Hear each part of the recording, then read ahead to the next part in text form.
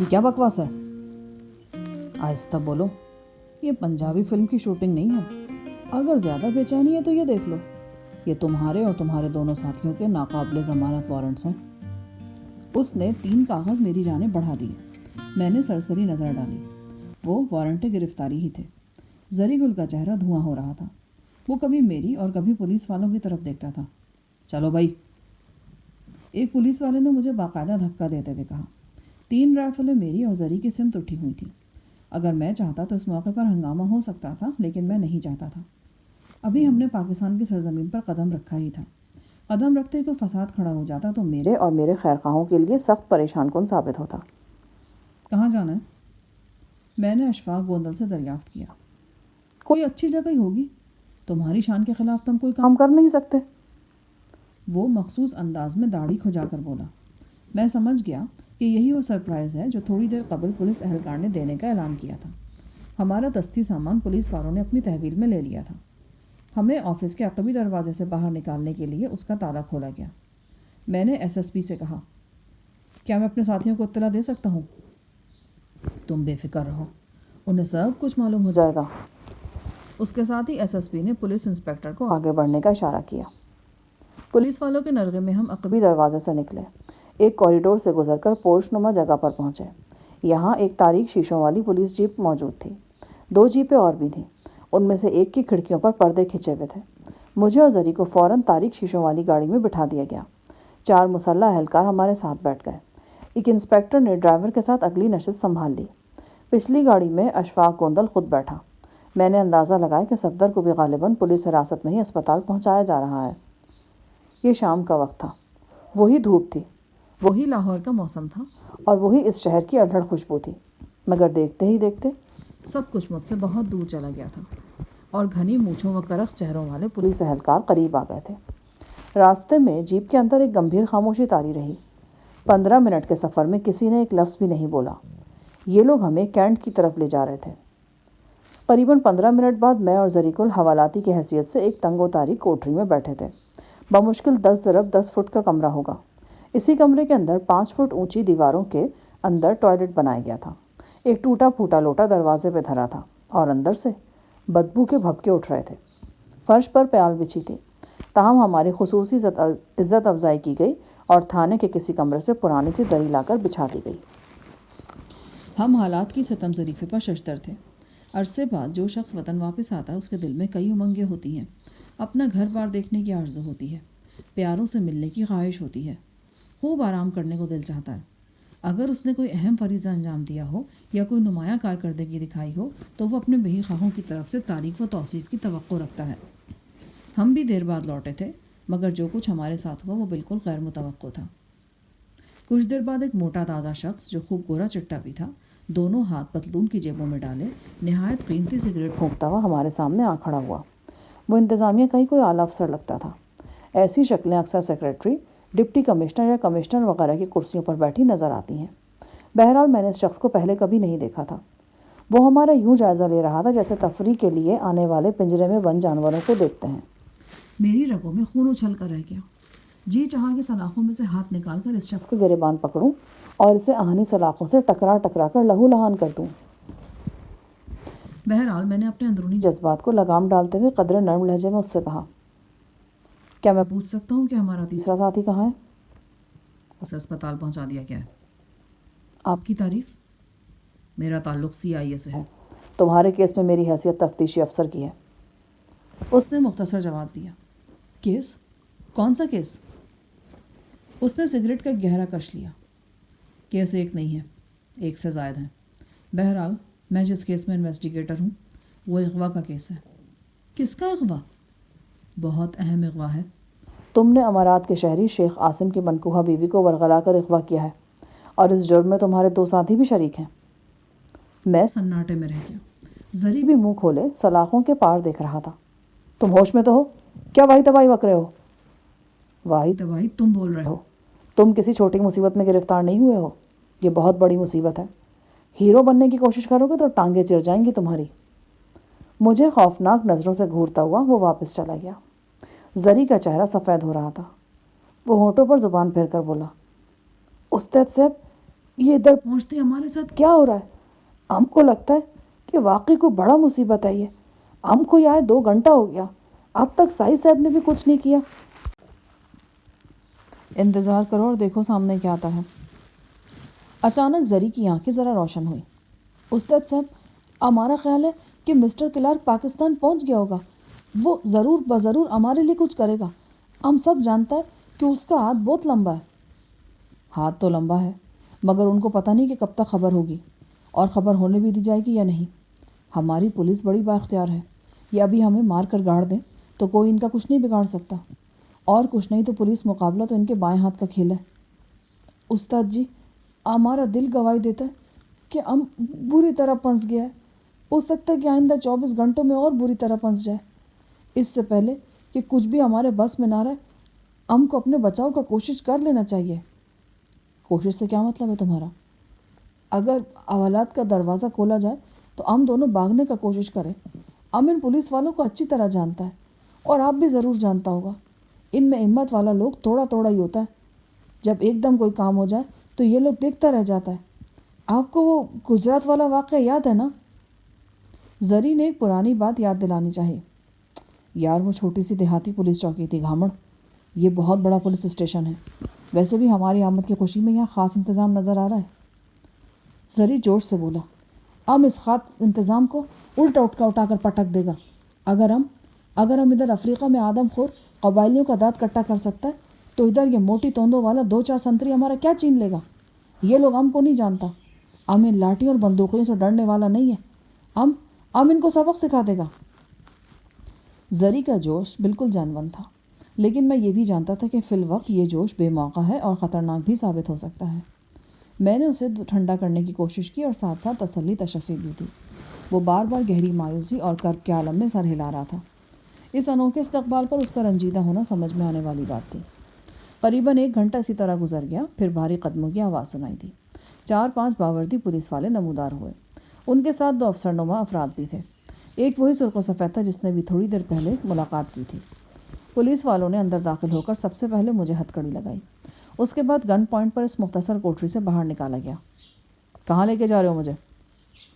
جواب میں پولیس افسر نے میری گدی پر ریوالور کا دستہ مارتے ہوئے کہا. بک بک کرنے کی ضرورت نہیں ہے، بس چلتے جاؤ.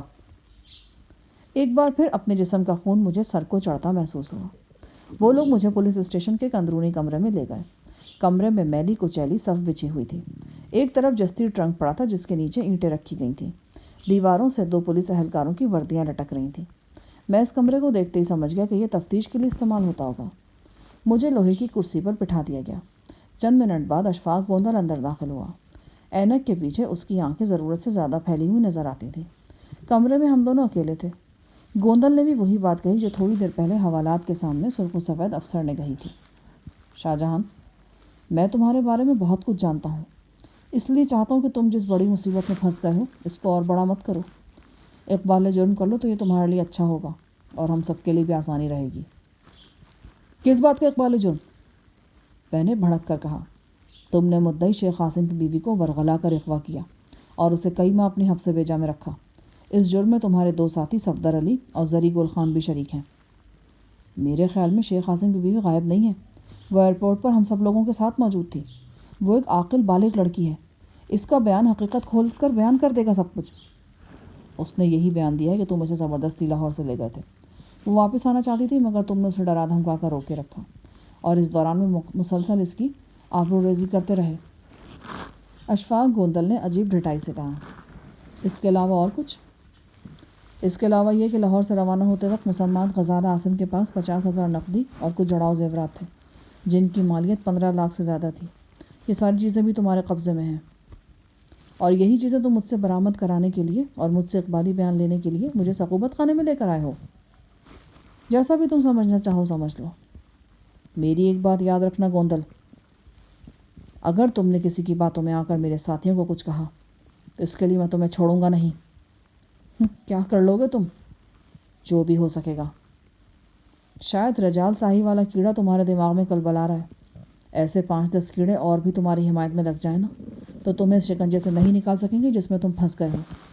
ساہی اس وقت تمہارے لیے بھاگا بھاگا پھر رہا ہے. بیچارے کو پتہ نہیں کہ یہ کتنا اونچا گیم ہے. اور یہ جو تم نے ساتھیوں والی بات کہی ہے بھائی یہ بھی خوب ہے. میرے ساتھیوں کو کچھ کہا تو میں اس کے لیے تمہیں نہیں چھوڑوں گا. یہی کہا نا تم نے.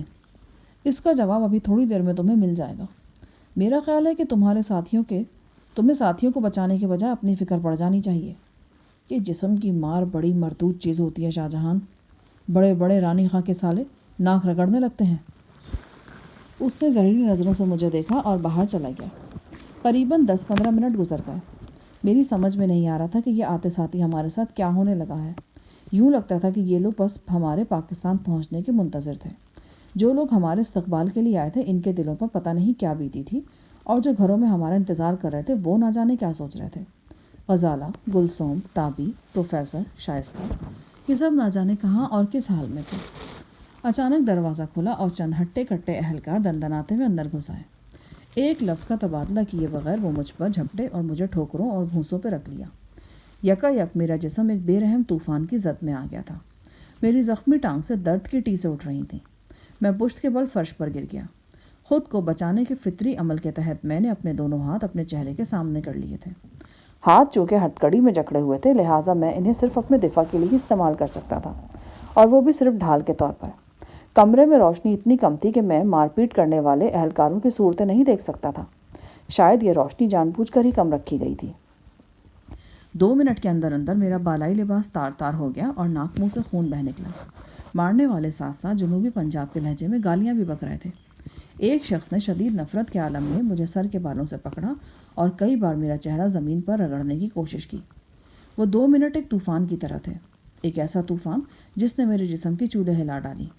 پھر یہ جلاد صفت لوگ جیسے اچانک دندناتے ہوئے آئے تھے ایسے ہی اچانک واپس چلے گئے. دروازہ پرشور آواز سے بند کر کے باہر سے قفل لگا دیا گیا. میں ایک کونے میں اوندھا پڑا تھا. قمیص پھٹ کر جسم سے علیحدہ ہو گئی تھی جبکہ بنیان ادھڑ کر گلے میں پڑی تھی. گھڑی ٹوٹ گئی تھی جسے وہ لوگ جاتے جاتے ساتھ لے گئے تھے. میں نے محسوس کیا کہ میرے سر سے بہنے والے خون کی ایک لکیر میرے رخسار پر رینگ رہی ہے. میں نے پھٹی ہوئی قمیص سے یہ خون صاف کیا. ساتھ ساتھ ذہن سوچنے کے عمل میں مصروف بھی تھا. جو لوگ مجھے مار پیٹ کر گئے تھے وہ بے شک پولیس والے تھے لیکن مقامی نہیں تھے. اس کے علاوہ سرخ و سفید چہرے والا تفتیشی افسر بھی مقامی نظر نہیں آتا تھا. شاید جان بوجھ کر ایسے اہلکاروں کو میرے سامنے لایا گیا تھا جو مجھے جانتے نہیں تھے اور نہ ہی میں ان کو جانتا تھا. ابھی میں پوری طرح سنبھلا نہیں تھا کہ ایک بار پھر آہنی دروازے کے باہر بھاری قدموں کی چاپ سنائی دی. کسی سنتری نے آنے والے کو کھٹاک سے سلوٹ مارا. چابیوں کا بھاری گچھا کھنکا اور قفل میں چابی گھومنے کی آواز سنائی دی. چند لمحے بعد دروازہ کھلا اور اشفاق گوندل اندر آ گیا. وہ SSP سادہ لباس میں تھا. اس نے ہلکے بوسکی رنگ کی کھڑکھڑاتی شلوار قمیص پہن رکھی تھی. پاؤں میں پشاوری چپل، دائیں ہاتھ میں فیروزے کی موٹی انگوٹھی دمک رہی تھی. گوندل کے عقب میں ایک چوکس باوردی رائفل مین تھا. خود گوندل کی قمیص کے نیچے بھی پسٹل لگا ہوا تھا. وہ کرسی پر بیٹھ گیا اور خاموشی سے مجھے گھورنے لگا. اس کے تاثرات سے محسوس ہو رہا تھا کہ میری درگت دیکھ کر اسے افسوس ہو رہا ہے. اس نے دیکھ لیا تھا کہ میرے ہاتھ بدستور ہتھکڑی میں جکڑے ہوئے ہیں. میرا اور گوندل کا درمیانی فاصلہ بھی کم نہیں تھا. اس نے قمیص کے نیچے ہاتھ ڈال کر اپنا 38 بول پسٹل نکالا اور اسے اس طرح گود میں رکھ لیا کہ اگر ضرورت پڑے تو اسے فوراً سے پہلے استعمال کر سکے. اس کے بعد گوندل نے رائفل مین کو اشارہ کیا. وہ سلیوٹ مار کر باہر چلا گیا. سلاخ دار کھڑکی سے 8-10 گز دور جا کر وہ ٹینشن کھڑا ہو گیا. بہرحال اس کی ساری توجہ ہماری ہی جانب تھی. گوندل نے بڑے گمبھیر لہجے میں کہا، شاہ جہان، اگر میں تمہارے سامنے یہاں بیٹھا ہوں تو اس کی ایک وجہ ہے. میرے دل میں تمہارے لیے ہمدردی ہے مگر مجھے اپنی نوکری بھی بچانی ہے. اس لیے تم سے کہوں گا کہ بدترین سلوک سے بچنے کے لیے تم اقبال جرم کر لو، اور اگر میں نہ کروں تو پھر مجھ سے کسی طرح کا گلہ مت رکھنا. کیا کرو گے؟ 3rd ڈگری استعمال کرو گے؟ ہڈیاں توڑ دو گے؟ اس سے بھی آگے جانے پر مجبور ہو جاؤں گا میں. تم سب جانتے ہو یہ محکمہ ایسے ہی تو بدنام نہیں ہے. یہاں سب کچھ ہو سکتا ہے. پولیس مقابلے میں تمہیں پار بھی کیا جا سکتا ہے. تم محکمے کی بات کیوں کر رہے ہو؟ یہاں محکمہ تم ہو. تم نے ابھی کہا ہے کہ تمہارے دل میں میرے لیے ہمدردی موجود ہے. تم بتاؤ میری ہمدردی میں کیا کر سکتے ہو؟ یہی کر سکتا ہوں جو کر رہا ہوں. اقبالی بیان پر دستخط کر دو. تم اچھی طرح جانتے ہو کہ یہاں سب کچھ میرے اختیار میں نہیں ہے. میں تو محض ایک بہت بڑی مشین کا پرزہ ہوں. مجھے اپنی کارکردگی کے لیے اوپر رپورٹ دینی ہے اور اس رپورٹ کے لیے مجھے جو ٹائم دیا گیا ہے وہ بہت تھوڑا ہے. اس معاملے کے پیچھے کن لوگوں کا ہاتھ ہے؟ تمہیں بتایا ہے نا یہ اونچے لیول کا گیم ہے. مدعی کا نام مجھے معلوم تھا، وہ میں نے تمہیں بتا دیا. اس نام سے تمہیں اندازہ ہو سکتا ہے کہ یہ کتنا سخت شکنجہ ہے. گوندل نے جیب سے کاغذ نکالا اور میری جانب بڑھا دیا. یہ میرا ٹائپ شدہ اقبالی بیان تھا. اس میں لکھا تھا کہ میں نے واقعی شیخ عاصم کی منکوحہ کو ورغلا کر اغوا کرنے کا جرم اپنے 2 ساتھیوں صفدر علی اور زری گل خان کی مدد سے کیا.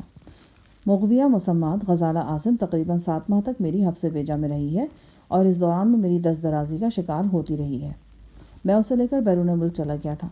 ہم پہلے افریقی ملک تنزانیہ میں رہے، پھر انٹرپول کے خوف سے ماریتینیا چلے گئے. اس دوران میں نے متعدد بار مغویہ پر مجرمانہ حملے بھی کیے. مغویہ کے پاس جو 14-15 لاکھ روپے کے زیورات تھے وہ بھی میری ہی تحویل میں رہے ہیں. میں نے اس اقبالی بیان کو ٹکڑے ٹکڑے کر کے فرش پر پھینک دیا. اشفاق گوندل کا رنگ انگارے کی طرح سرخ ہو گیا. میں پھر کہہ رہا ہوں مجھ سے کس طرح کا گلہ مت کرنا. تمہاری ہٹ دھرمی سر آنکھوں پر، لیکن مجھے بھی اپنی کھال بچانی ہے. تمہاری ہمدردی کو دل میں لے کر بیٹھا رہوں گا نا تو وردی بھی جائے گی اور نوکری بھی. اور فی الحال میں بے روزگار نہیں ہونا چاہتا. تم میری ہمدردی کا دعویٰ کر رہے ہو تو ایک بار میری ملاقات صاحب صاحب سے کروا دو نا. پھر وہی صاحب. میں پہلے بھی بکواس کر چکا ہوں کہ یہ گیم شاہی کے بس کا نہیں ہے. وہ زیادہ ایفیشنسی دکھائے گا تو اپنی ٹانگیں بھی چروا لے گا. اس کی بزرگی پر رحم کرو اور اس کو ایک طرف ہی رہنے دو. لگتا ہے تم صرف زبانی جمع خرچ کر رہے ہو، کچھ کرنا ہی نہیں چاہتے. دیکھو میں تمہارا زرخرید غلام نہیں ہوں کہ تمہیں اپنی صفائیاں پیش کروں. جو کہنا تھا میں نے وہ کہہ دیا. اب وہی کچھ کروں گا جو قانون کے مطابق کرنا ضروری ہے. تمہاری اور تمہارے باپ کی قانون پسندی کو میں اچھی طرح جانتا ہوں اشفاق گوندل. اگر تمہیں معقول پیسے مل جائیں تو تم قانون کی تشریف پر لات مار کر اپنے گھر اور باہر کی ہر شے کو بیچ سکتے ہو. اشفاق کا سرخ مکھڑا سرخ تر ہو گیا. وہ دانت پیس کر بولا، کسی بھول میں نہ رہنا شاہ جہان. میں ڈرتا نہیں ہوں تجھ سے. مانتا ہوں کہ تو بہت بڑا غنڈہ ہے، لیکن قانون کے سامنے بڑے بڑوں کی غنڈہ گردی کو آخرکار ناک رگڑنی ہی پڑتی ہے. تو کوئی پہلا بہادر خان نہیں ہے. تجھ سے پہلے بھی بڑے بڑے فنے خان گزرے ہیں. ان کا انجام ذہن میں رکھنا. وہ اٹھا اور پاؤں پٹکتا ہوا باہر نکل گیا. سنتری نے فوراً آگے بڑھ کر دروازہ باہر سے مقفل کر دیا. لگتا تھا کہ اشفاق گوندل ٹھیک ہی کہہ رہا ہے. یہ معاملہ صاحب کے بس کا بھی نہیں تھا. اب آج آگے دھیان مسٹر کلارک کی طرف ہی جا رہا تھا. اس مشکل وقت میں وہی میری اور میرے دونوں ساتھیوں کی مدد کر سکتے تھے، لیکن خبر نہیں تھی کہ انہیں ہمارے حالات کی خبر کب ہوگی اور ہو بھی سکے گی یا نہیں. کئی بار ایسا بھی تو ہوتا ہے کہ مدد کے لیے آنے والے کو سننا پڑتی ہیں. بہت دیر کی مہرباں آتے آتے. مجھے صفدر سے بھی زیادہ فکر زری گل کی تھی. وہ کبھی کبھی ضرورت سے زیادہ مشتعل ہو جاتا تھا. خاص طور سے اگر میرے بارے میں کوئی شخص غلط سلط بات کہہ دیتا تھا تو زری گل جان لینے اور دینے پہ تل جاتا تھا. اگر پولیس والے اس کے سامنے اپنے خاص انداز میں میرا ذکر خیر کرتے تو عین ممکن تھا کہ اس کا پارا چھت کو چھو جاتا اور اس کے بعد کوئی المناک واقعہ پیش آ جاتا. اشفاق گوندل کو میری کال کوٹری سے نکلے آدھا پون گھنٹہ ہی ہوا تھا کہ وہی گورا چٹا شخص اندر داخل ہوا جس نے خود کو میرے کیس میں انویسٹیگیٹر بتایا تھا. وہ پتلون قمیض میں تھا اور بظاہر کافی نفیس اور دھیما نظر آتا تھا، لیکن اس کی نفاست وہی تھی جو ایک نہایت خوبصورت لیکن زہریلے سانپ میں ہوتی ہے. اس کے ساتھ 5-6 افراد کی ٹیم بھی تھی. کمرے میں ایک بار پھر نیم تاریکی کر دی گئی. اس نیم تاریکی میں صورتیں صاف نظر نہیں آ رہی تھیں. گورے چٹے شخص کے اشارے پر ایک بار پھر تنومند افراد مجھ پر پل پڑے. اس مرتبہ میں نے اپنا دفاع کرنے کی کوشش کی اور اپنے بندھے ہوئے ہاتھوں سے چند جوابی ضربیں بھی لگائیں، مگر یہ ایک بے سود مزاحمت تھی. 2 پہلوان نما افراد نے مجھے عقب سے جکڑ لیا اور باقی سامنے سے مکہ ٹھوکریں برسانے لگے. وہ گالیاں بھی بک رہے تھے. 2-3 منٹ بعد جب میرے ہوا ذرا بحال ہوئے تو مجھے اندازہ ہوا کہ مجھے کھڑی ہتھکڑی لگ چکی ہے. کھڑی ہتھکڑی کا ذکر میں نے پہلے بھی کیا ہے. یہ بڑی ظالم شے ہوتی ہے. ہتھکڑی کو قریباً 6-7 فٹ کی بلندی پر کسی شے سے اس طرح منسلک کر دیا جاتا ہے کہ حوالاتی بیٹھ نہیں سکتا. ٹانگیں اکڑ جاتی ہیں، پاؤں سوج جاتے ہیں اور اپنی بد نصیب ٹانگوں کو چند لمحوں کا سکون دینے کے لیے حوالاتی اپنے نچلے دھڑ کو کئی مذائقہ خیز زاویوں میں توڑتا موڑتا رہتا ہے. گورے چٹے شخص نے مجھے اپنا نام آصف جاہ بتایا.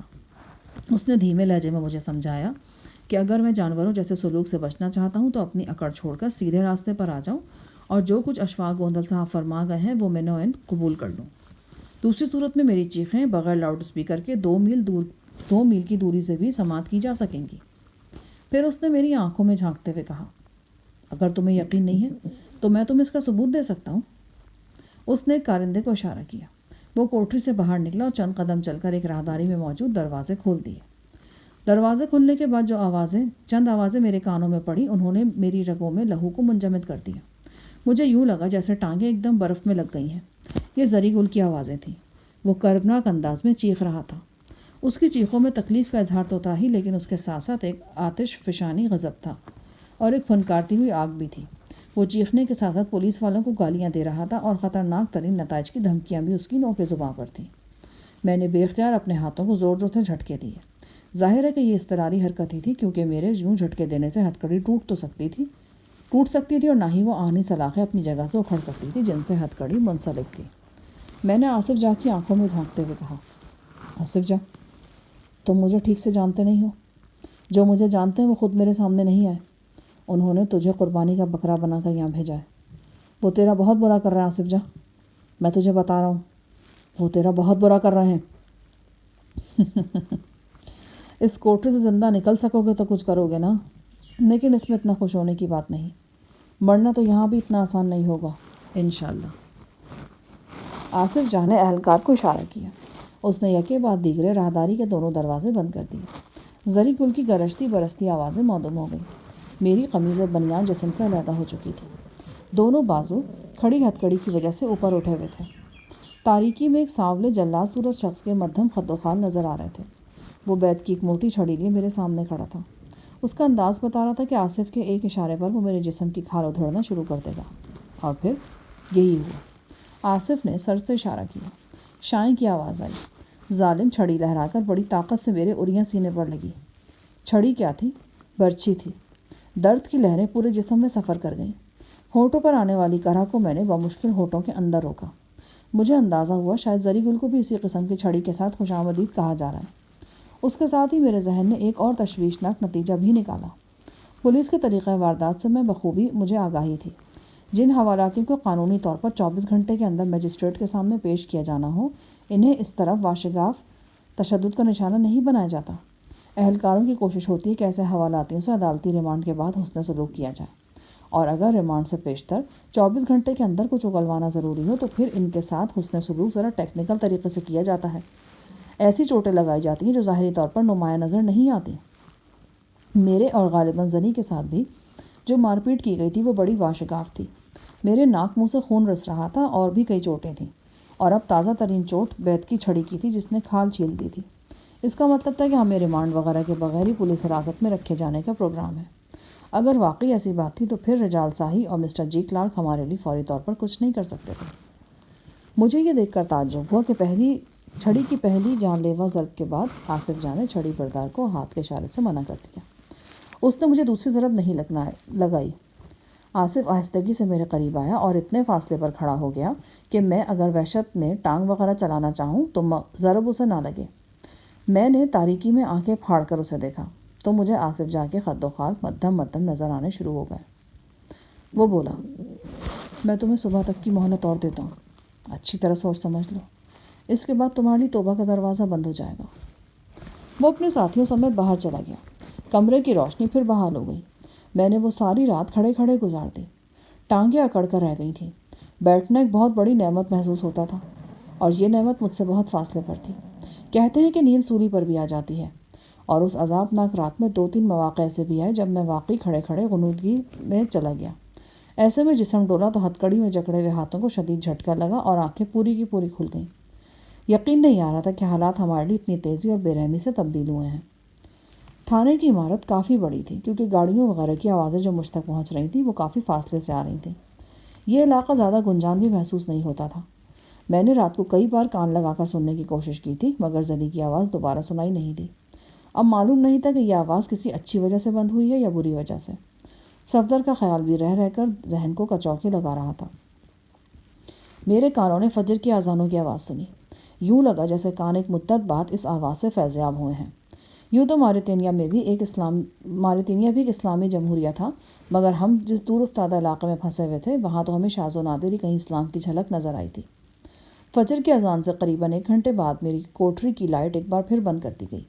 صرف راہداری میں جلتے ہوئے بلب کی مدھم سی روشنی کوٹری کے ایک حصے کو نیم روشن کرتی رہی۔ میں اب اچھی طرح جان چکا تھا کہ کمرے کی بتی کا بند ہو جانا میرے لیے نیک شگون نہیں ہے۔ اس مرتبہ بھی ایسا ہی ہوا۔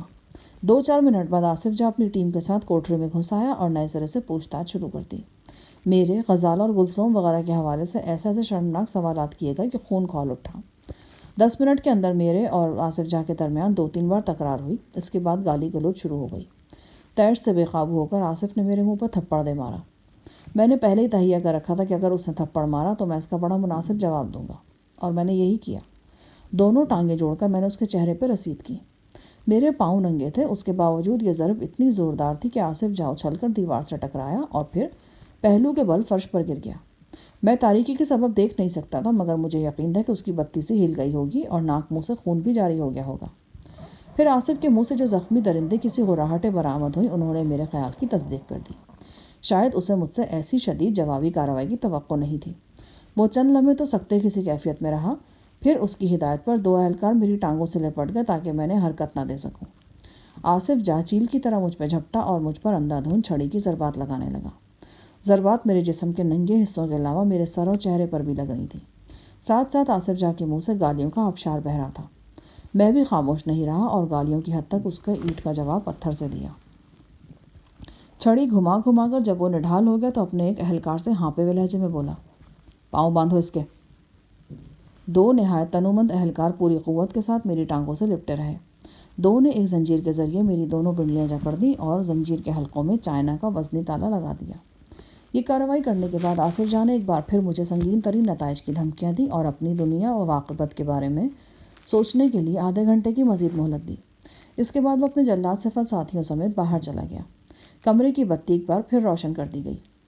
اپنی شکلیں نہ دکھانے کے سلسلے میں آصف جا کے کارندے جو خصوصی احتیاط کر رہے تھے وہ میرے لیے تسلی بخش تھی۔ اس احتیاط سے اندازہ ہوتا تھا کہ مجھے مار کر اس کوٹری کے اندر ہی دفن کرنے کی جو دھمکیاں آصف دے رہا ہے، اس میں شک کی کافی گنجائش موجود ہے۔ یہ سامنے کی بات تھی کہ اگر یہ لوگ واقعی مجھے پار کرنے کا ارادہ فرما چکے ہیں تو پھر مجھ سے پردہ کرنے کی کیا ضرورت ہے؟ ان کے پردہ کرنے سے مجھے نفسیاتی طور پر بھی سہارا مل رہا تھا۔ وہ لوگ مجھ پر پوری طرح حاوی ہونے کے باوجود مجھ سے خوفزدہ بھی تھے۔ آصف جا نے مجھے آدھے گھنٹے کا کہہ کر گیا تھا، تاہم اس کی واپسی میں تاخیر ہوتی چلی گئی۔ کم و بیش 2 گھنٹے اسی طرح گزر گئے۔ اس دوران تھانے کے کسی قریبی کمرے سے چیخو پکار کی آوازیں آتی رہیں۔ یہ زری کی آوازیں نہیں تھیں۔ صاف پتہ چلتا تھا کہ خالی جیب والے کسی بد نصیب حوالاتی پہ تشدد ہو رہا ہے۔ قریباً 2 گھنٹے بعد کمرے کی روشنی پھر بجھ گئی۔ میں نے خود کو تازہ آفت کے لیے تیار کر لیا۔ کپتان صاحب ایک بار پھر اپنی ٹیم کے ہمراہ جارحانہ کھیل کھیلنے کمرے میں تشریف لے آئے۔ اس مرتبہ سب کے رویے پہلے سے زیادہ سخت تھے۔ میری ہتھکڑی کی زنجیر کو اس طرح کھینچا گیا کہ میں ہوا میں معلق ہو گیا۔ اس کے بعد 10-15 منٹ تک مجھے شدید تشدد کا نشانہ بنایا گیا۔ اس تشدد کے دوران ہی مجھ پر ایک عجیب سا انکشاف ہوا۔ مجھے لگا دائیں طرف سلاخ دار کھڑکی کی دوسری جانب تاریکی میں کوئی اور شخص موجود ہے جو مجھے دیکھ رہا ہے۔ کچھ دیر پہلے بھی جب آصف اور اس کے ساتھی آئے تھے تو مجھے کچھ ایسا ہی محسوس ہوا تھا، مگر اس مرتبہ یہ احساس زیادہ شدید اور واضح تھا۔ وہاں کوئی تھا جو میری بے بسی کا تماشا دیکھ رہا تھا، میری کراہیں سن رہا تھا۔ کون تھا وہ پردہ نشیں؟ کس کے دل میں میرے خلاف اتنی نفرت تھی کہ وہ تھانے آ کر اپنے کانوں سے میری چیخیں سننے کی خواہش رکھتا تھا؟ میری چھٹی حس مجھے اس سوال کا جواب دے رہی تھی، مگر ابھی میں یقین سے کچھ نہیں کہہ سکتا تھا۔ چند منٹ بعد میرے شک کو کچھ اور تقویت مل گئی۔ میں نے دیکھا آصف دوسری مرتبہ کمرے سے نکل کر اس تاریک گوشے کی طرف گیا اور مجھے باتوں کی بہت مدھم آواز بھی سنائی دی۔ واپس آ کر آصف جا نے مجھ سے ایسے سوالات کیے جن کا مقصد یہ جاننا تھا کہ تنزانیہ اور ماریتینیا میں میرے قیام کے دوران میں غزالہ سے میرا رابطہ کس حد تک رہا ہے۔ میں نے وہی جواب دی جو میں اس سے پہلے بھی دے چکا تھا۔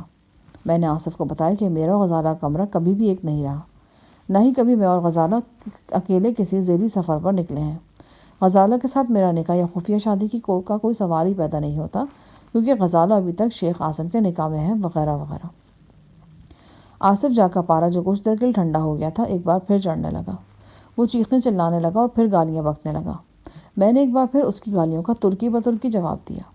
وہ غصے سے پھٹ پڑنے کے قریب ہو گیا۔ اس نے اپنے اہلکاروں کو حکم دیا کہ مجھے بے لباس کر کے الٹا لٹکا دیا جائے۔ میں نے ایک آزمایا ہوا حربہ آصف جا پر استعمال کیا۔ وہ بار بار خود کو بہت آکڑ خان اور بدماش افسر کا خطاب دے رہا تھا۔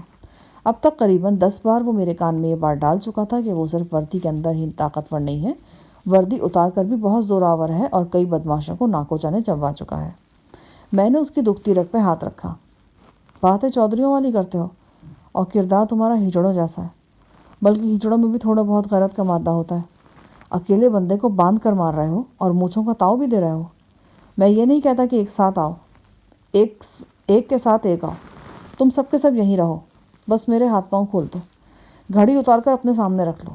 اگر 3 منٹ کے اندر اندر تم سب کو ہجڑا ثابت نہ کر دو تو تمہارے پاؤں پر سر رکھ دوں گا اور جو کہو گے وہ کروں گا۔ اور تمہارا خیال ہے کہ تمہاری باتوں میں آ کر میں یہاں تمہاری دنگل کا انتظام کروا دوں گا؟ آصف جان نے غصے سے کہا، مجھے یقین نہیں کہ تم ایسا کرو گے، کیونکہ تمہارے جیسے شودے صرف باتیں بنا سکتے ہیں۔ ان کے منہ میں زبان کی جگہ کتے کا چمڑا ہوتا ہے، جس کے کہے کا انہیں کوئی پاس نہیں ہوتا۔ شاید تم بھول گئے ہو، کل رات تم نے اکیلے ہی میری ٹانگیں چیر دینے کا اعلان کیا تھا۔ میں تو اب تمہیں 5-6 ہیلپر بھی دے رہا ہوں۔ آصف جان نے ایک بار پھر مجھ پر گالیوں کی بارش کر دی۔ میں نے بھی بمبئی کے قیام کے دوران ایسی بہت سی بدزبانی سیکھ رکھی تھی۔ میں اس کی ایک گالی کے جواب میں 2 گالیاں دے رہا تھا۔ وہ فٹ بھر زمین سے اچھلنے لگا۔ اس نے مجھ پر بے تحاشا ٹانگیں چلائیں اور جسم کے نازک حصوں کو نشانہ بنانے کی کوشش کی۔ وہ ہانپ کر رک گیا تو میں نے اس کے منہ پر تھوک دیا۔ اچانک وہ کچھ ہوا جس کی مجھے ہرگز توقع نہیں تھی۔ سلاخدار کھڑکی سے باہر تاریکی میں آہٹ ہوئی، پھر بھاری قدموں کی آواز سنائی دی اور شیخ عاصم میرے سامنے آن کھڑا ہوا۔ کمرے کے برعکس راہداری میں روشنی تھی۔ عاصم کا سراپا مجھے صاف نظر آ رہا تھا۔ میں حیرت زدہ اس کی طرف دیکھتا چلا گیا۔ ابھی تھوڑی دیر پہلے جو شک میرے ذہن میں جاگا تھا وہ 100% درست ثابت ہوا تھا۔ میرا رقیب روسیہ شیخ عاصم کافی دیر سے اس تاریک گوشے میں موجود تھا اور بنفس نفیس میری بے بسی کا ملاحظہ کر رہا تھا۔ شیخ عاصم سے میری آخری ملاقات ابوظہبی میں ہی ہوئی تھی۔ یہ ان دنوں کی بات ہے جب پہلی بار غزالہ صحیح معنوں میں شیخ سے متنفر ہوئی تھی۔ وہ شیخ کو اچانک چھوڑ کر غائب ہو گئی تھی اور شیخ امارات میں پاگلوں کی طرح اسے ڈھونڈتا پھر رہا تھا۔ ان دنوں عاصم نے مجھ سے بڑا نرم رویہ اختیار کر رکھا تھا، کیونکہ صحرا میں ایک موقع پر میں نے اس کی جان بچائی تھی۔ شاید میں عاصم کے رویے کو ہی درست مان لیتا، پھر اپنے ایک ہم قبیلہ شیخ آشارب کے نام لکھا ہوا عاصم کا خط پکڑا گیا، جس میں عاصم نے شارب کو تسلی دی تھی کہ وہ اندر سے بدلہ نہیں ہے اور خود کو صرف بدلا ہوا ظاہر کر رہا ہے۔ آج پھر میں اس رقیب کو اپنے سامنے پا رہا تھا۔ شیخ عاصم نے عادت کے مطابق 2-3 پیگ لگا رکھے تھے۔ اس کی آنکھیں سرخ تھیں اور پپوٹے سوجے ہوئے تھے۔ سگریٹ اس کے ہونٹوں میں تھا اور وہ میری آنکھوں میں دیکھتا چلا جا رہا تھا۔ اس کے تاثرات گواہی دے رہے تھے کہ میرے لیے اس کے دل میں نفرت اور قہر کی بجلیاں چمک رہی ہیں۔ اس نے گمبھیر لہجے میں کہا، شاہ جہان، تم نے جو کچھ میرے ساتھ کیا، اس کے بعد تم کسی رعایت کے مستحق تو ہرگز نہیں ہو، لیکن میں تمہاری تمام تر کمینگی کے باوجود تمہاری خواہش ضرور پوری کروں گا۔ تم نے آصف جہاں کو جو طعنہ سنایا ہے وہ میں نے بھی سنا ہے۔ مجھے تمہارا چیلنج قبول ہے۔ تمہیں اکیلا بندہ مارے گا، صرف ایک۔ تمہارے ہاتھ پاؤں کھول دیے جائیں گے۔ میں بڑے سے بڑے کافر کی زبان پر تو یقین کر سکتا ہوں، پر تمہاری زبان پر نہیں۔ تم بھی اپنے شہدے چمچے کی طرح شہودی دھمکیاں ہی دے سکتے ہو۔ میں تم سے بدزبانی نہیں کرنا چاہتا۔ میری مسلمانی کا اقرار تو تم کرو گے اور میرے پاؤں بھی چاٹو گے، لیکن اس سے پہلے تمہاری حسرت پوری ہو جانی چاہیے۔ مسٹر آصف، اس کی درگت صرف ایک بندہ بنائے گا، باقی سب باہر آ جائیں۔ لیکن سر، میں نے کہا نا مسٹر آصف، آپ اپنے ماتحتوں کو لے کر باہر آ جائیے۔ اوکے سر، آصف نے خوش آمدی انداز میں کہا۔ اس کے پاؤں کھول دو، لیکن ہتھکڑی لگی رہن دو۔ آصف نے اس کے حکم کی تعمیل کی۔ آصف نے کہا، اب دیکھنا یہ ہے کہ تم کسی کو ہجڑا بناتے ہو یا خود بنتے ہو۔ شیخ واپس چلا گیا۔ چند لمحے بعد آصف اور اس کے جلاد صفت گماشتے بھی باہر نکل گئے۔ خنک کمرے میں ایک بار پھر اکیلا رہ گیا۔ حسب معمول چند سیکنڈ بعد کمرے کی بتی بھی روشن ہو گئی تھی۔ میرے اندازے کے مطابق اب دن کے 3 بجنے والے تھے۔ 18 گھنٹے پہلے مجھے کھڑی ہتھکڑی لگائی گئی تھی اور تب سے میں بیٹھ نہیں سکا تھا۔ ٹانگیں بالکل اکڑ کر رہ گئی تھیں۔ پورے جسم پر چھڑیوں اور دیگر ضربات کے نشانات تھے۔ کہیں کہیں سے خون بھی رس رہا تھا۔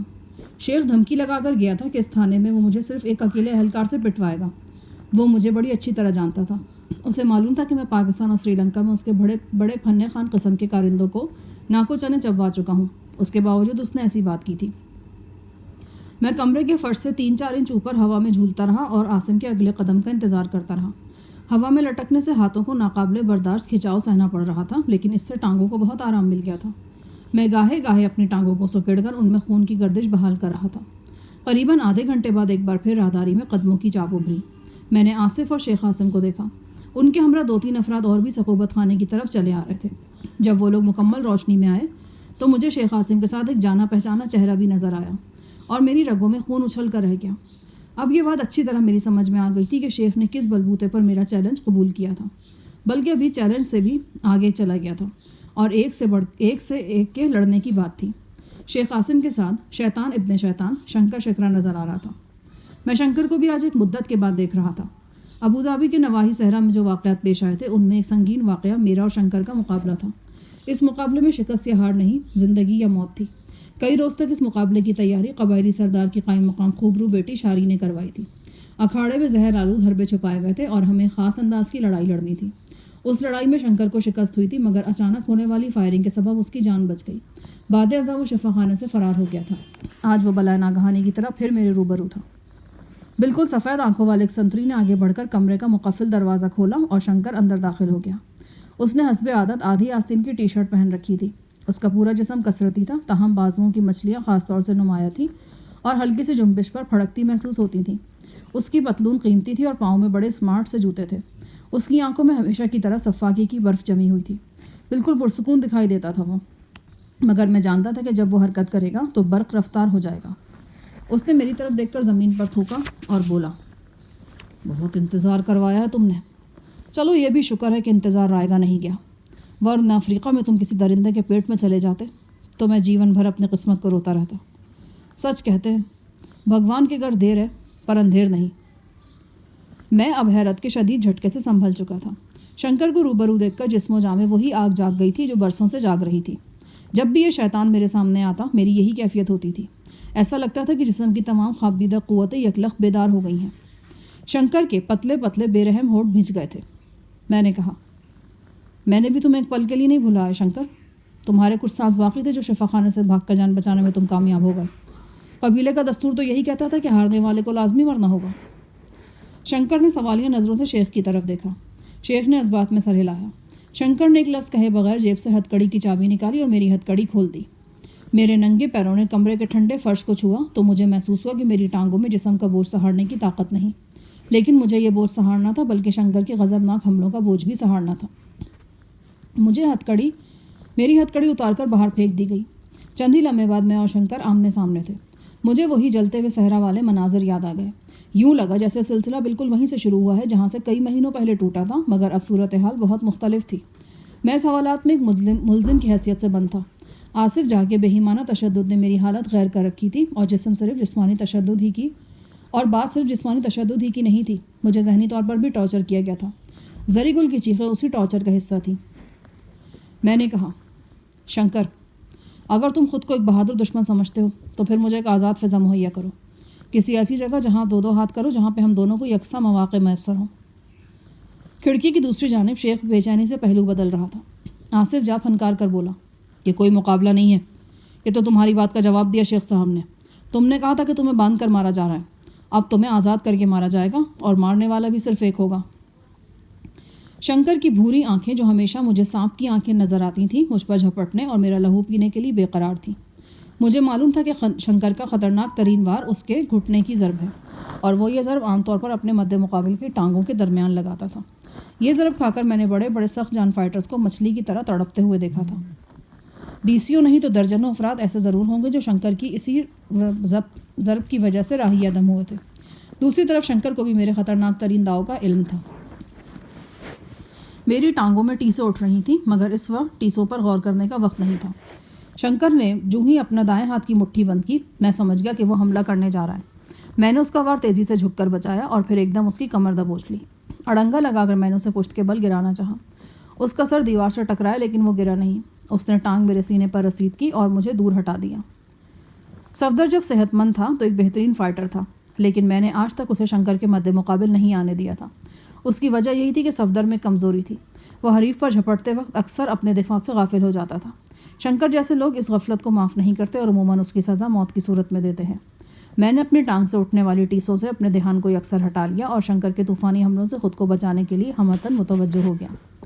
لڑائی کے دوران میں مجھے خیال آیا کہ صحرا میں خونی مقابلے کے دوران میں نے تیز دھار حربے کا بھرپور وار شنکر کے سینے پر کرنا چاہا تھا تو اس نے یہ وار ہاتھ پر روکا تھا اور اس حرکت کے سبب اس کی انگلی تقریباً کٹ گئی تھی۔ میں نے اس کی انگلی دیکھی تو وہ واقعی کٹی ہوئی تھی، یعنی اس کے ایک ہاتھ میں صرف 4 انگلیاں تھیں۔ اپنے بدترین حریف کا جسمانی نوس دیکھ کر دل کو راحت کا احساس ہوا۔ اگلے 2-4 منٹ میں میرے اور شنکر کے درمیان شدید جدوجہد ہوئی۔ شنکر نے بھی میرے جسم پر چند ضربیں لگائیں، جواب میں نے بھی حساب برابر کر دیا۔ اچانک اوپر تلے کئی مکے شنکر نے میرے چہرے پر مارے اور میں لڑکھڑا گیا۔ میں نے شنکر کے گھٹنے کو خم کھاتے دیکھا۔ اس مہلک وار سے بچنے کی میں نے بھرپور کوشش کی۔ میں بچ تو گیا پر صاف نہیں بچا۔ ضرب میری ٹانگوں کے درمیان لگانے کی کوشش کی گئی تھی۔ یہ ضرب میری ران پر لگی، یہی زخمی ران تھی۔ میں تیورا کر گرا۔ اس کے بعد شنکر نے مجھے سنبھلنے کا موقع نہیں دیا۔ میرا پورا جسم جیسے ایک دم ہی آہنی ہتھوڑوں کی زد میں آ گیا تھا۔ میری ٹانگ کا درد ناقابل برداشت تھا۔ کوشش کے باوجود میں شنکر کی مزاحمت نہیں کر پایا۔ چند لمحے یا شاید چند منٹ کے لیے جسم اور ذہن کا رابطہ منقطع سا ہو گیا۔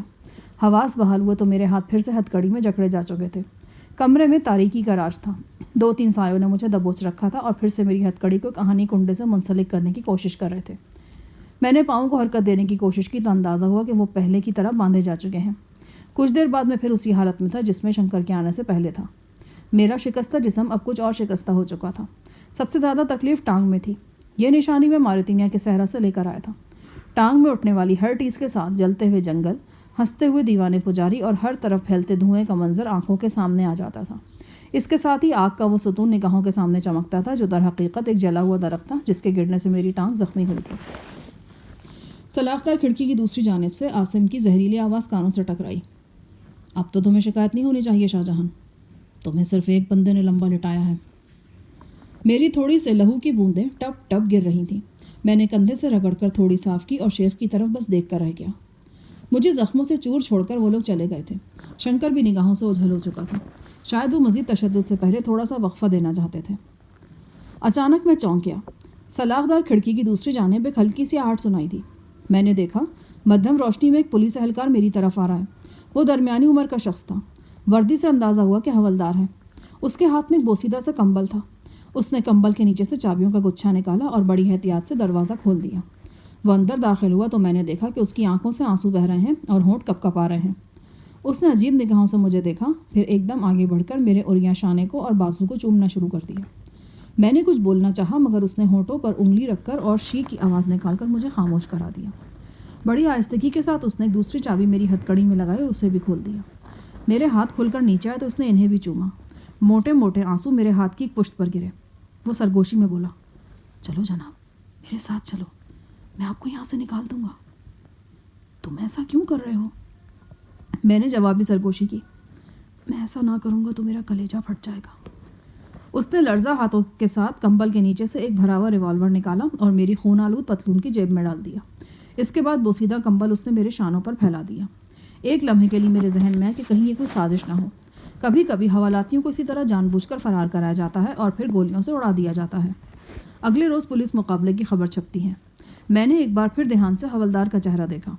اگر وہ کوئی بہت بڑا اداکار نہیں تھا تو پھر اس کے آنسو اصلی ہی تھے اور وہ جذبہ بھی اصلی تھا جو اس کے سینے میں لہریں لے رہا تھا۔ تمہارا نام کیا ہے؟ حوالدار فیض محمد۔ فیض محمد، میرا خیال ہے یہاں سے نکلنا اتنا آسان نہیں ہوگا۔ وہ بولا، اتنا آسان تو واقعی نہیں تھا جناب، مگر قدرت نے ایک موقع دیا ہے۔ گڑھی شاہوں کی طرف ایک بڑا پولیس مقابلہ ہو رہا ہے۔ 3-4 گھنٹے سے فائرنگ ہو رہی ہے۔ ہمارے تھانے کی نفری بھی وہاں پہنچی ہوئی ہے۔ جو 1-2 سنتری آس پاس ہیں انہیں چکر دینا زیادہ مشکل نہیں ہوگا۔ میں نے سارا انتظام کر لیا ہے، آپ بس نکلنے کی بات کریں۔ میرا ایک ساتھی بھی یہاں پر ہے، وہ یہاں نہیں ہے، اسے کہیں اور بھیج دیا گیا ہے۔ میں آپ کو بعد میں سب کچھ بتا دوں گا، اس وقت آپ بس نکل چلیں۔ میں نے ایک لمحے کے لیے سوچا اور پھر قسمت آزمانے کا فیصلہ کر لیا۔ قسمت جس نے اکثر میرے ارادوں کا ساتھ دیا تھا۔ ٹھیک 1 منٹ بعد میں اور حوالدار فیض محمد 2 بند دروازوں سے گزرنے کے بعد تھانے کے احاطے میں عقبی دیوار کے پاس کھڑے تھے۔ فیض محمد، تم جو کچھ کر گزرے ہو یہ تمہیں بہت بڑی مصیبت میں ڈال دے گا۔ اب بہتر یہی کہ تم بھی میرے ساتھ نکل چلو۔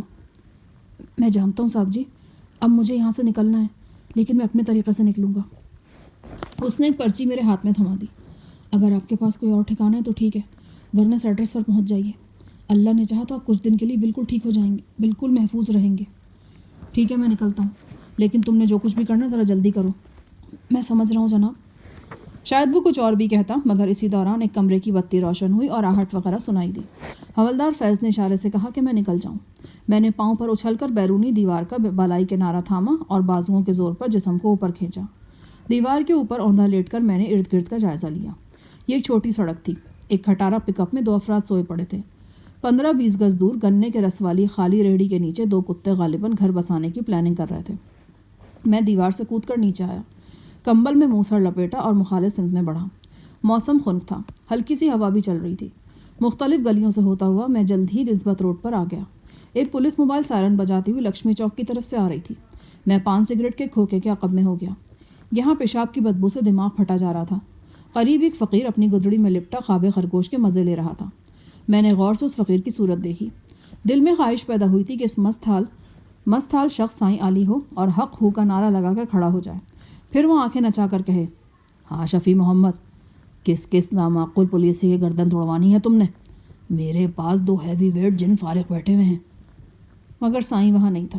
وہ تو ہزاروں میل دور اپنی جدید بستی میں کہیں داد عیش دے رہا تھا، حسیناؤں کے جھرمٹ میں ڈورے دیوتا بن کر بیٹھا تھا۔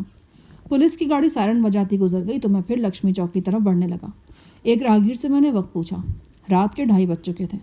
بہرحال میں جانتا تھا کہ لکشمی چوک اب بھی جاگ رہا ہوگا۔ یہاں رات بھر خوردنوش کی محفلیں جمی رہتی ہیں۔ لکشمی چوک کی دودھیا روشنیوں نے میرے اندازے کو درست ثابت کیا۔ فلموں کے شوز دیر ہوئی ٹوٹ چکے تھے، بس اب شب بیدار قسم کے لوگ یہاں وہاں چھوٹی چھوٹی ٹولیوں میں نظر آ رہے تھے۔ ان میں اکثریت رائل پارک کے مکینوں کی تھی۔ میں کچھ سوچنا چاہتا تھا اور سوچنے کے لیے ضروری تھا کہ کہیں بیٹھا جائے۔ میں ایک ہوٹل میں گھس گیا۔ میدہ 24 گھنٹے سے خالی تھا۔ گرم تکوں اور سیخ کبابوں کی خوشبو دماغ کو چڑھی اور بھوک مزید شدت سے چمک گئی۔ جیب خالی تھی، لہٰذا کچھ کھانے پینے کا نہیں سوچا جا سکتا تھا۔ عجیب صورتحال تھی۔ حویلی کے دفینے کے کروڑوں روپے ہماری ملکیت تھے، لیکن اس وقت مجھے ایک چکن پیس اور چائے کی پیالی کے لیے ترسنا پڑ رہا تھا۔ ذہن میں بار بار یہ بات آ رہی تھی کہ ساحل صاحب کو براہ راست فون کروں یا کسی اور شخص کے ذریعے ساحل صاحب تک یہ بات پہنچاؤں کہ ایک حوالدار کی جذباتی محبت کے طفیل میں تھانے سے نکل آیا ہوں اور اب اس حال میں فلاں جگہ بیٹھا ہوں۔ لیکن ہر بار میں نے اپنے اس خیال کو رد کر دیا۔ میرا دل گواہی دے رہا تھا کہ ایسا کوئی بھی فون میرے لیے پھندا ثابت ہوگا۔ اس بات کا قوی امکان تھا کہ ایسی ہر جگہ پر پولیس پہنچ چکی ہوگی جہاں میرے پہنچنے یا رابطہ کرنے کا چانس ہو۔ میں بیٹھا سوچتا رہا۔ کمبل میں نے اسی طرح لپیٹ رکھا تھا کہ چہرے کے سوا میرا سارا جسم ہی چھپ گیا تھا۔ چہرے پر بھی چوٹوں کے نشان موجود تھے، کئی جگہ سے خون بھی رسا ہوا تھا۔ راستے میں ایک سرکاری نلکے سے میں نے منہ ہاتھ دھویا اور شکل کو کسی حد تک قابل قبول کر لیا تھا۔ میلے کچیلے بیرے نے آ کر پوچھا، کیا چاہیے استاد؟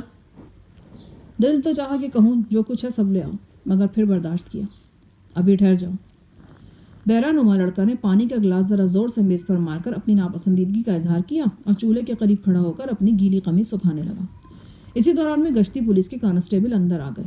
انہوں نے ٹوپیاں اتار کر جیبوں میں ڈال رکھی تھیں اور جسم پر چادریں تھیں۔ مطلب یہ تھا کہ وہ ڈیوٹی پر نہیں ہے۔ انہوں نے سیخ کباب اور نان وغیرہ کا آرڈر دیا اور سگریٹ پھونکنے لگے۔ 1-2 بار انہوں نے کنکھیوں سے میری طرف دیکھا۔ ان کی نگاہوں نے مجھے بے چین سا کر دیا۔ میں دل ہی دل میں انہیں برا بھلا کہہ کر ہوٹل سے نکل آیا۔ اب میرا رخ اسٹیشن کی طرف تھا۔ راستے میں گول چکر تھا۔ چکر کے اندر گھاس پر چند نادار کمبل اور چادریں وغیرہ اوڑھے لیٹے تھے۔ میں بھی وہاں جا کر بیٹھ گیا۔ میرے لیے بہتر یہی تھا کہ جلد از جلد کسی 4 دیواری کے اندر چلا جاؤں۔ یقیناً میرا حلیہ وائرلیس پر پورے لاہور میں نشر ہو چکا تھا اور کسی بھی وقت قانون کے کسی محافظ کی نگاہ مجھ پر پڑ سکتی تھی۔ ابھی مجھے گول چکر کے اندر بیٹھے 2-4 منٹ ہی ہوئے تھے کہ ایک کھلے ہاتھ پیر کا شخص میرے قریب آن بیٹھا۔ اس کی مونچھیں گھنی تھیں اور آنکھیں کسی نشے کے زیر اثر نیم وا تھیں۔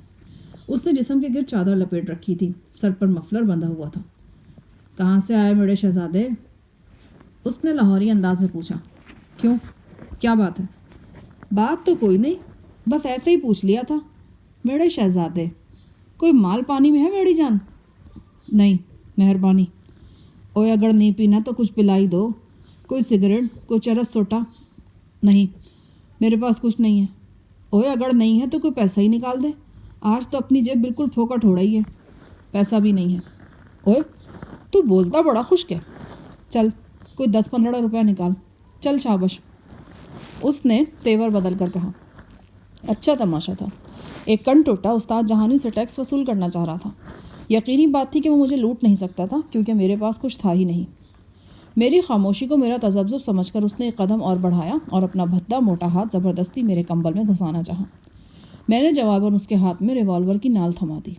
اس نے چونک کر میری طرف دیکھا۔ اسی لمحے میں نے دوسرے ہاتھ سے اس کا ہاتھ یوں پکڑ لیا کہ ہتھیلی اوپر کی طرف تھی۔ میرا انگوٹھا ہاتھ کی پشت پر تھا اور 3 انگلیاں کلائی کو نیچے کی طرف دبا رہی تھیں۔ میں نے دانت بھینچ کر زور لگایا تو ایک ہی لمحے میں لاہوری آوارہ گرد کی آنکھیں پھیل گئیں۔ درد کی شدت سے اس کا منہ کھل گیا۔ وہ سمجھ گیا کہ لینے کے دینے پڑ گئے ہیں۔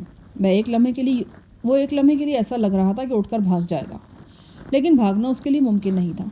پھر اس نے دوسرے ہاتھ سے اپنی کلائی چھڑانے کی کوشش کی، مگر دوسرا ہاتھ استعمال کرنے سے پہلے ہی وہ دوہرا ہو گیا۔ میں نے غرا کر کہا، کسی کو آواز دینے کی کوشش کی نا تو ابھی پنجہ توڑ کے گھسا دوں گا۔ وہ شاید واقعی چیخنا چاہ رہا تھا۔ اس نے فوراً منہ بند کر لیا۔ کتنے پیسے ہیں تمہارے پاس؟ کچھ نہیں، تھوڑے سے ہیں. چل جلدی, جتنے تھوڑے ہیں نکال, چل ڈال دوسرا ہاتھ جیب میں. اس نے ایک لمحے کے لیے سوچا, پھر ارد گرد دیکھ کر بیچارگی کے عالم میں جیب کے اندر ہاتھ ڈالا اور کچھ نوٹ نکال کر میرے سامنے کر دیا. یہ 150 روپے تھے. اس کے علاوہ ایک لائٹر تھا. فلم اسٹار فردوس کی تصویر والا ایک بٹوا تھا. تھوڑی سی ریزگاری تھی. میں نے ریوالور پتلون کی بیلٹ میں لگایا اور یہ ساری اشیاء جیب میں منتقل کر لیں. چل اب قمیض اتار. اس موقع پر اس شخص نے تھوڑی سی مزاحمت کرنا چاہی, مگر ہاتھ کا شکنجہ اس پیر کامل کی طرح تھا جو اپنے مرید کو راستے سے بھٹکنے نہیں دیتا. پہلوان جی, لوگ دیکھ رہے ہیں, بس جان دو. جان تو میں نے اللہ کو دینی ہے, باقی لوگوں کی بات چھوڑو. وہ یہی سمجھیں گے شاید کہ تمہارا مالش کرانے کا پروگرام بن گیا. معمولی پس و پیش کے بعد اس نے اپنے آزاد ہاتھ سے قمیض اتار دی. وہ پوری طرح میرے ٹرانس میں آ چکا تھا. میرے ریوالور سے بھی زیادہ میرے ہاتھ کی گرفت اور میرے ننگے جسم پر نظر آنے والے زخموں سے مروب کر دیا تھا. آخر میں نے اپنا بوسیدہ کمبل اسے دے دیا اور اس کی ڈبی دار سوتی چادر خود لے لی. اس کا مفلر بھی میرے سر پر آ گیا تھا. وہ بار بار خشک ہونٹوں پر زبان پھیر رہا تھا. میں نے اس کی گلائی چھوڑ دی, مگر وہ کسی عقیدت مند کی طرح خاموش بیٹھا تھا. میں نے اس کے ہاتھ میں بندھی ہوئی گھڑی کی طرف دیکھا. یہ گھڑی میری طرف سے تمہارے لیے تحفہ ہے. اب نکلو یہاں سے. پیچھے مڑ کر دیکھا نا تو بڑی بری جگہ گولی ماروں گا. چل شاباش. وہ لرستی ٹانگوں سے کھڑا ہو گیا اور پھر تیزی سے مڑا. اپنے ننگے جسم کے گرد کمبل درست کرتا ہوا لکشمی چوک کی طرف نکل گیا. آج کی رات کا یہ آخری پہر یقیناً اس کے لیے بہت بھاری رہا تھا. جو ہی وہ سڑک پر پہنچا, میں نے پاس سے گزرتے ایک رکشہ کو ہاتھ دیا اور اسٹیشن کی طرف روانہ ہو گیا. راستے میں ہی میں فیصلہ کر چکا تھا کہ فی الحال میں اپنی جان پہچان والے کسی بھی شخص کے دروازے پر دستک نہیں دوں گا. رکشے میں بیٹھے بیٹھے میں نے وہ پرچی نکالی جو فیض محمد نے مجھے دی تھی. لائٹر کی روشنی میں نے ایڈریس پڑھا. یہ شیخو پورہ سے چند میل آگے ایک گاؤں کا پتہ تھا. پتے پر کسی کرم دین کا نام لکھا تھا اور گاؤں کا نام روجھا پور تھا. میں نے اسٹیشن کے ایک قدرے صاف ستھرے ہوٹل سے جلدی تھوڑا سا کھانا کھایا, پھر فیصل آباد جانے والی پیسنجر بس پر سوار ہو گیا. اس بس نے کچھوے کی چال سے مجھے صبح 8 بجے کے قریب شیخو پورہ سے 8-10 میل آگے اتار دیا. یہاں سے میں نے ایک دیہاتی تانگے پر سواری لی اور قریباً 6 میل کا سفر کیا. اس سے آگے ایک تنگ کچے راستے پر مجھے پیدل جانا تھا. کافی کٹھن سفر تھا. دھوپ کی وجہ سے حرارت ہو گئی تھی. جسم پر پسینہ آ گیا تھا. میں چادر اتار دینا چاہتا تھا لیکن اتار نہیں سکتا تھا کیونکہ قمیص پر جگہ جگہ خون لگ چکا تھا اور ریوالور بھی میں نے پتلون کی بیلٹ میں اڑسا ہوا تھا. جسم کا ایک جوڑ دکھ رہا تھا. حوالدار فیض محمد نے جس گھر کا ذکر کیا وہ امرودوں کے ایک بڑے باغ کے اندر واقع تھا. باقی کے گاؤں سے کچھ ہٹ کر تھا. میں نے ایک کاشتکار سے کرمدین نامی شخص کا پوچھ کر کنفرم کر لیا کہ یہی وہ مکان ہے جس کا ایڈریس مجھے دیا گیا تھا. مگر میں فوری طور پر اس گھر کے اندر نہیں جانا چاہتا تھا. پہلے میں یہ دیکھنا چاہتا تھا کہ حوالدار فیض محمد خود یہاں پہنچا ہے یا نہیں. اگر وہ خود نہیں پہنچ سکا تھا تو پھر میرے لیے سخت خطرناک تھا کہ میں اس گھر میں پناہ لوں. میں اس باغ کے ارد گرد گھومتا رہا. کبھی یہاں بیٹھ گیا, کبھی وہاں. گاؤں کے لوگ اکثر سادہ ہوتے ہیں اور کسی کے معاملات میں زیادہ دخل اندازی پسند نہیں کرتے. میرے حلیے اور حرکات و سکنات پر بھی زیادہ دھیان نہیں دیا گیا. ایک جگہ 2 نوجوان کیکر کے درخت تلے بیٹھے 12 ٹہنی قسم کی کوئی چیز کھیل رہے تھے. ان کے مویشی آس پاس گھاس پر منہ مار رہے تھے. کیسی بے فکری تھی, کیسی آزادی تھی. شہر کے ہنگاموں سے دور شیخ عاصم, شنکر اور آصف جاں جیسے درندوں سے محفوظ فاصلے پر یہ دونوں نوجوان کتنے آسودہ اور خوشحال نظر آتے تھے. ان میں سے ایک نے میرے چہرے پر چوٹیں دیکھی اور معصومیت سے بولا, بھا تمہاری کسی سے لڑائی ہوئی ہے کیا؟ نہیں, ریڑے سے ٹکر ہو گئی تھی. اچھا, اسی لیے لنگڑا رہے ہو. کیا شہر سے آئے ہو؟ ہاں, ادھر ساتھ والے گاؤں سے ایک بندے سے پیسے لینے. میرا ساتھی وہاں گیا ہوا ہے, میں اس کی واپسی کا انتظار کر رہا ہوں. تم اس کے ساتھ کیوں نہیں گئے؟ میں تب جاؤں گا اگر وہ پیسے نہیں دے گا اور معاملہ گڑبڑ ہو جائے گا. لڑکا سر ہلا کر رہ گیا. میں نے امرودوں کے باغ کے عین درمیان واقع نیم پختہ مکان کی طرف اشارہ کیا. وہ گھر کس کا ہے؟ کرم دین کا. یہ امرودوں کا باغ اسی کا ہے. اس کی بیوی باغ کی دیکھ بھال کرتی ہے. کیوں؟ وہ خود کیوں کرتی ہے؟ کیوں, وہ خود کہاں ہے؟ وہ بھی یہیں پر ہے, لیکن پچھلے 4-5 سال سے وہ بستر پر پڑا ہوا ہے. بیمار رہتا ہے نا. شاید میں کچھ اور بھی پوچھتا مگر مجھے اچانک خاموش ہونا پڑا. دور ایک پگڈنڈی پر مجھے درمیانے قد کا ایک شخص تیز چلتا نظر آیا. مجھے شک گزرا کہ وہ حوالدار فیض محمد ہی ہے. وہ سادہ لباس میں تھا. اس نے گرم چادر کی بکل مار رکھی تھی. ہاتھ میں چھوٹا سا بیگ تھا. میں نے وہیں درخت کے نیچے بیٹھے بیٹھے اپنے آپ کو کچھ اور بھی چادر میں لپیٹ لیا. میں نہیں چاہتا تھا کہ ابھی فیض محمد مجھے دیکھ پائے. فیض محمد مجھ سے 10-15 گز کی دوری سے گزر گیا. ایک لڑکے نے بلند آواز سے کہا, چاچا فیضی سلام. وعلیکم السلام پتر. فیض محمد نے دور سے جواب دیا اور جلدی سے باغ والے مکان کی طرف بڑھ گیا۔ وہ مجھے پہچان نہیں سکا تھا۔ میرے جسم پر وہ کمبل نہیں تھا جو میں تھانے سے لایا تھا۔ میں نے لڑکے سے پوچھا، یہ بندہ کون ہے؟ یہ کرم دین کا پرانا یار ہے، بلکہ اب تو دونوں منہ بولے بھائی بنے ہوئے۔ چاچا فیضی کرم دین کی خیر خبر لینے یہاں آتا رہتا ہے۔ سنا ہے کہ چاچا فیضی تھوڑی بہت حکمت بھی جانتا ہے۔ کہاں کا رہنے والا یہ؟ اس کا تو نہیں پتہ۔ فیض محمد اور فیضی کو مکان میں داخل ہوا آدھا گھنٹہ ہو چکا تھا۔ میں نے ارد گرد گھوم کر حالات کا جائزہ لیا۔ اسی طرح آدھا گھنٹہ میں نے مزید گزار دیا۔ میں یہ تسلی کرنا چاہتا تھا کہ حوالدار کے پیچھے یہاں کوئی اور تو نہیں پہنچا۔ مکمل تسلی تو اب بھی نہیں ہوئی، بہرحال میں کسی حد تک مطمئن ضرور ہو گیا۔ اس وقت دوپہر کے 12 بجے ہوں گے جب میں باغ میں داخل ہوا اور کرم دین کے گھر کا دروازہ کھٹکھٹایا۔ دروازہ ایک جوان سال عورت نے کھولا۔ عمر اس کی 30 سے اوپر تھی، مگر وہ کافی حد تک اسمارٹ اور صحت مند نظر آتی تھی۔ میرا حلیہ دیکھ کر وہ چونکی، پھر احتیاط سے بولی، کس سے ملنا ہے جی؟ فیضی سے۔ اوہ، تو آپ شہر سے آئے ہیں؟ ایک منٹ رکے، میں ابھی آتی ہوں۔ دروازہ بند کر کے وہ جلدی سے چلی گئی۔ چند لمحے بعد فیض محمد دروازے پر نمودار ہوا اور مجھے اندر لے گیا۔ یہ کافی کشادہ مکان تھا۔ صحن میں ایک طرف بھینس کے ساتھ 2 بکرے بندھے تھے اور دوسری طرف چارہ کاٹنے والی دستی مشین تھی۔ اس کے پاس ایک بڑے ترپال پر امرودوں کا ڈھیر پڑا تھا۔ شاید ابھی تھوڑی دیر پہلے تک جوان سال عورت امرودوں کی چھانٹی کر رہی تھی۔ فیضی مجھے جلدی سے اندر لے گیا۔ ہم برآمدے سے گزرے۔ یہاں مجھے ایک کمزور مدخوک شخص پڑا نظر آیا۔ اس کے قریبی تھوکنے کے لیے ایک چھوٹی بالٹی میں راکھ بھر کر رکھی گئی تھی۔ قریبی حقہ بھی پڑا تھا۔ میں سمجھ گیا کہ یہ کرم دین ہے۔ فیضی مجھے کمرے میں لے گیا۔ شکر ہے جی کہ آپ بچ گئے، پہنچ گئے ادھر، میرا تو دل بڑا ڈر رہا تھا۔ میں بھی مسلسل تمہارے بارے میں سوچتا رہا، شکر ہے کہ تم بھی پہنچ گئے۔ فیض نے میرے پہنچنے سے پہلے ہی میرے لیے چارپائی وغیرہ بچھا رکھی تھی، سفید خیز، سرہانہ رنگدار دری۔ وہ آنکھوں میں آنسو بھر کر بولا، جناب میں غریب بندہ ہوں، یہ سب کچھ آپ کے لائق تو نہیں، مگر جو کچھ بھی ہے قبول کریں۔ میرے بیٹھتے بیٹھتے جوان سال عورت دروازے کی اوٹ میں نظر آئی اور فیض کو تازہ دودھ سے بھرا ہوا شیشے کا جگ اور گلاس تھما کر چلی گئی۔ فیض، تم نے جو کچھ میرے لیے کیا ہے اور کر رہے ہو، میں اسے کبھی نہیں بھول سکوں گا، اور اگر زندہ رہا تو تمہارا یہ احسان چکانے کی کوشش ضرور کروں گا۔ احسان چکانے کی کوشش تو میں کر رہا ہوں جناب، اور دیکھیں کوشش بھی کتنی چھوٹی ہے۔ میں سمجھا نہیں۔ جاگیردار قادر زمان کو تو نہیں بھولیں گے آپ؟ ساری دنیا جانتی کہ اپنے مرنے سے 2-3 سال پہلے اس نے علاقے میں کتنی آت اٹھائی ہوئی تھی۔ وہ فرعون بن گیا تھا۔ ان دنوں میں نیا حوالدار ہوا تھا۔ ایک روز حویلی میں ایک پولیس پارٹی تلاشی لینے کے لیے چلی گئی۔ قادر زمان نے ASI سمیت سارے پولیس اہلکاروں کو ننگا کر کے الٹا لٹکا دیا تھا۔ میں جان بچا کر بھاگ گیا، مگر قادر زمان کے بونے باڈی گارڈ مجھے واپس پکڑ کے لے آئے تھے۔ جاگیردار سخت غصے میں تھا۔ شاید وہ مجھے کھڑے کھڑے گولی مار دیتا، مگر آپ آڑے آ گئے تھے۔ قادر زمان کی ناراضگی کی پرواہ نہ کرتے ہوئے آپ نے جاگیردار سے کہہ دیا تھا کہ آپ میرے ساتھ کچھ نہیں ہونے دیں گے۔ میرا خیال ہے کہ آپ کو وہ واقعہ یاد ہوگا۔ فیضی ٹھیک کہہ رہا تھا۔ میرے ذہن میں دھندلے نقش ابھر آئے تھے۔ ایک پولیس اہلکار نے قادر زمان کے خوخار بونوں سے بچنے کے لیے میرے عقب میں پناہ لے لی تھی اور رو رو کر التجا کی تھی کہ میں اسے بچا لوں۔ میں نے اپنے سامنے کھڑے فیضی کو دیکھا۔ اس کی آنکھیں لگاتار آنسو بہا رہی تھیں۔ بے اختیار ہو کر اس نے ایک بار پھر میرے ہاتھ چومنے چاہے۔ میں نے اسے گلے سے لگا لیا اور دلاسا دیا۔ وہ روتے ہوئے بولا، جناب کل رات میں نے جب آپ کو کھڑی ہتھکڑی میں دیکھا اور پھر یہ دیکھا کہ آپ کو بے دردی سے مارا جا رہا ہے تو میرا دل خون ہو گیا۔ مجھے لگا جیسے آپ کی جگہ میں کھڑا ہوں اور آپ کو مارنے والوں کی جگہ وہ حبشی بونے ہیں جو دانتوں سے لوگوں کا گوشت ادھیڑ دیتے تھے۔ میں بتا نہیں سکتا کہ میں نے آپ کی وہ مصیبت زدہ گھڑیاں کتنی تکلیف سے دیکھی۔ میں نے اسی وقت فیصلہ کر لیا تھا کہ چاہے کچھ ہو جائے آپ کو ان ظالموں کے درمیان نہیں رہنے دوں گا۔ تمہیں پتہ ہے اس ہمدردی کا نتیجہ کیا نکلے گا؟ پتہ ہے جی، نوکری چلی جائے گی، ہتھکڑی لگ جائے گی، پھانسی چڑھ جاؤں گا۔ جو کچھ بھی ہے قبول ہے۔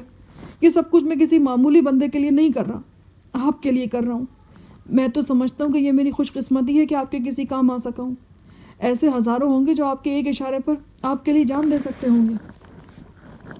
اس کا سر ایک والہانہ محبت کے سبب جھکتا چلا جا رہا تھا۔ میں نے اس کے شانے پر ہاتھ رکھتے ہوئے کہا، فیض محمد اب اور شرمندہ نہ کرو یار، ہو سکتا ہے تھوڑی بہت قابلیت ہو مجھ میں، لیکن جو کچھ تم دیکھ رہے ہو اس میں تمہاری نظر کی خوبصورتی بھی شامل ہے۔ میں نے بھکر شہر میں اور جھوک زاوے نے بہت دفعہ دیکھا ہے جی آپ کو۔ آپ کی کوئی بات چھپی ہوئی نہیں ہے مجھ سے۔ آپ یہ نہ سمجھے کہ میں منہ پر تعریف کر رہا ہوں، میں نے بڑے بڑے فن خانوں کو آپ کے سامنے ناک رگڑتے دیکھا ہے۔ ابھی ایک دن پہلے تم نے کچھ اور بھی تو دیکھا ہے۔ کیا مطلب جناب؟ حوالات میں ہونے والی لڑائی بھول گئے ہو؟ ایک اکیلے بندے نے مجھے مارا تھا۔ زخمی کو مارنا کوئی جواں مردی نہیں ہے جناب۔ ویسے آپ کو رستے میں کوئی مشکل تو پیش نہیں آئی؟ اور یہ قمیض اور مفلر کہاں سے ملا آپ کو؟ اور یہ چادر؟ بس تمہارے جیسا ہی کرم فرما مل گیا تھا رستے میں، زبردستی کچھ نقدی میری جیب میں ڈال دی اور یہ چیزیں بھی دے گیا۔ یہ تو بہت اچھا ہوا، میں بعد میں سوچتا رہا آپ کی جیب میں تو کوئی پیسہ بھی نہیں ہے، یہاں کیسے پہنچیں گے؟ اس نے نیم گرم دودھ کا گلاس بھر کر میرے ہاتھ میں تھما دیا۔ کاڑھنی کے دیہاتی دودھ کا مزہ ہی کچھ اور ہوتا ہے، ہلکے زرد رنگ کی خوب موٹی بالائی اور ایک خاص قسم کی مہک۔ چینی بھی بڑی مناسب تھی، برتن خوب صاف ستھرے تھے، اس کے علاوہ بھی گھر کی ہر چیز میں بڑا سلیقہ اور صفائی نظر آتی تھی۔ اندازہ ہوتا تھا کہ گھر والی سگھڑ اور محنتی ہے۔ میں نے دودھ کا گھونٹ بھرتے ہوئے کہا، تم یہاں کیسے پہنچے ہو؟ بس جی، میرا پہنچنا کون سا مشکل تھا، تھانے سے نکل کر سیدھا مزنگ چونگی آیا، کوارٹر سے اپنا یہ بیگ لیا اور سرگودے والی بس پر بیٹھ کر یہاں پہنچ گیا۔ تم نے بہت بڑا قدم اٹھا لیا فیض محمد۔ چلو تم یہاں تو پہنچ گئے ہو، تمہارے گھر والوں کا اور پچھلوں کا کیا ہوگا؟ جناب کوئی آگے پیچھے ہے ہی نہیں تو فکر کس بات کی؟ ایک لڑکی ہے، وہ بیاہ کر دبئی چلی گئی ہے۔ بیوی 2 سال پہلے اللہ کو پیاری ہو گئی تھی۔